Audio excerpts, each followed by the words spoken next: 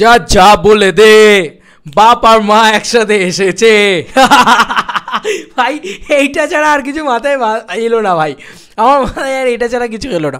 গ্রাম বাংলা কাঁপিয়ে উড়িয়ে দিয়ে একদম পুরো চটকে একদম দিয়েছে, একদম করে দিয়েছে ভাই, শেষ, যা সব শেষ করে দিয়েছে ভাই।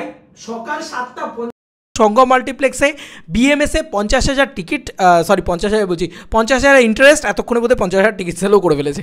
যাই হোক, আমি এটাই বলছি যে বুকমাই শোতে অলরেডি 50,000 ইন্টারেস্ট রেট কমপ্লিট করে ফেলে ধূমকেতু। এখনও কালকে রাত্রি 2টো অবধি সময় আছে, জানি না এটা 51-52 যাবে কিনা, আরও বেশিও হতে পারে। এখন 16,500 করে টিকিট সেল করছে। এগুলো তো লেটেস্ট আপডেট ছিল। এবার সঙ্গম মাল্টিপ্লেক্সে অলরেডি 12টা শোটা, মানে 12:40 শোটা হাউসফুল হয়ে গেছে। ওরা আর রাত্রিবেলা শো বাড়াতে পারছে না, তাই জন্য 7:50 শো দিয়ে দিয়েছে। বন্ধুরা, রাত্রির 2টো শো হাউসফুল। ওদিকে বহরমপুরে 8:35 শো লাগিয়েছে। বললাম তো মর্নিং শো ভরে ভরে দেওয়া হচ্ছিলো। আমি ফার্স্টে ভাবলাম যে একটা শর্টস বানাই, না শর্টস বানাবো না, গ্রাম বাংলার রেসপন্সও তোমাদেরকে খানিকটা একটু দেখাবো, মানে যেটা তোমার বুকমাই শোতে দেখতে পাবে না সেটা দেখাচ্ছি। ওয়েট, আমি সব রেখেছি, ওয়েট, সব আমার কাছে আছে, কিছু এক্সক্লুসিভ তো থাকবে নাকি। তো যাই হোক, ব্যাপারটা হচ্ছে এইটা একটা ব্যাপার।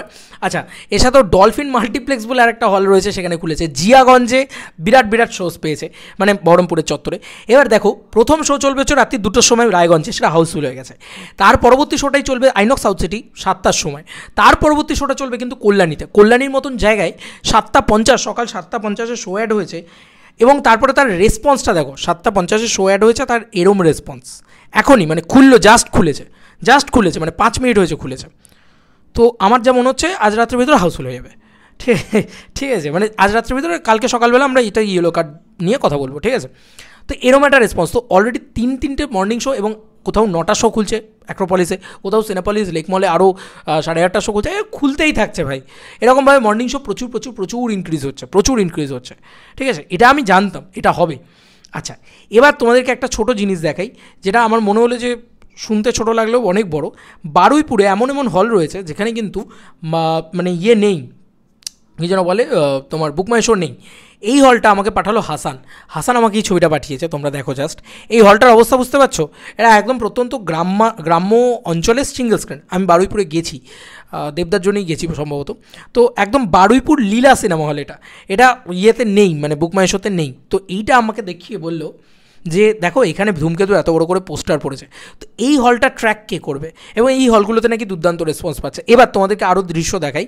এটা কোথা থেকে এসছে এই ছবিটা আমি জানি না, এটা সোশ্যাল মিডিয়া থেকে আমি পেয়েছি।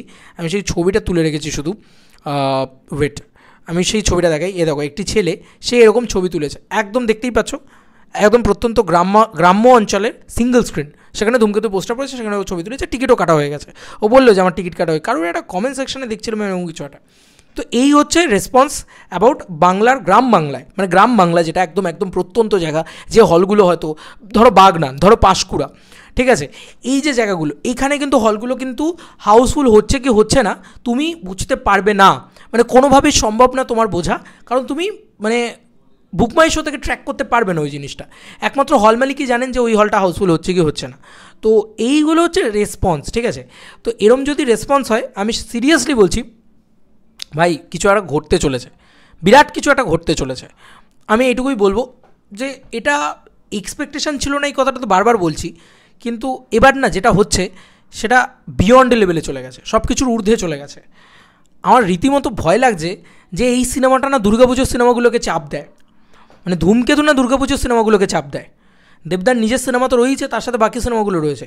এরম যদি এখন যদি দেখো ওয়ার্ড অফ মাউথ স্ট্রং হতে শুরু করে, তাই এই ছবি যদি চলা শুরু করে, বিরাট সমস্যা হয়ে যাবে কিন্তু তখন, কারণ ধূমকেতু এত শো নিয়ে দুর্গাপুজোয় বসে আছে, দেখা যাবে যে অন্য ছবি আর চলতেই পারছে না। মানে কী বলবো, কিছু বলার নেই। তোমাদের কার কি মতামত এন্টার ভিডিওটাকে নিয়ে জানিও কমেন্ট সেকশনে। চলো বন্ধুরা, নতুন কোনো ভিডিওতে দেখা হবে, বাই।